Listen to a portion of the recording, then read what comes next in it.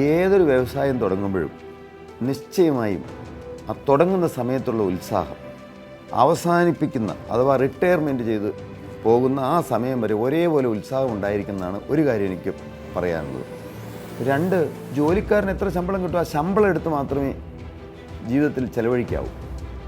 ഒരു കാരണവശാലും മൂലധനത്തിൽ നിന്ന് ആ സംരംഭത്തിലുണ്ടാകുന്ന അപ്പപ്പോഴുണ്ടാകുന്ന ലാഭം നോക്കി അത് മുഴുവൻ ഊറ്റിക്കൊണ്ടുപോകാൻ ശ്രമിക്കരുത്.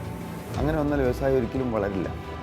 പലരും എന്താണെന്ന് ചോദിച്ചു കഴിഞ്ഞാൽ ഒരു നിശ്ചിത വരുമാനം വന്നു തുടങ്ങുമ്പോൾ അതിനൊരു പകുതി പൈസ എടുത്തിട്ട് നല്ലൊരു കാറ് മേടിക്കും, വില കൂടിയൊരു കാറ് മേടിക്കും. പിന്നെ അതിൻ്റെ ബാക്കി കിട്ടുന്ന വരുമാനം ഉപയോഗിച്ചൊരു നല്ല വീട്, ആ സ്റ്റാറ്റസിനനുസരിച്ച് വീട് വേണമെന്ന് ചിന്തിക്കും. ആ ബിസിനസ് ഒന്ന് തളരാൻ തുടങ്ങുമ്പോഴേക്കും നമ്മൾ കഷ്ടപ്പെട്ട് അധ്വാനിച്ചതും നേടിയെടുത്തതും എല്ലാം ബാങ്ക് പിടിച്ചുകൊണ്ട് പോകുന്ന സ്ഥിതിയിലേക്ക് വരുന്ന ദയനീയമായ സ്ഥിതി കാണാറുണ്ട്.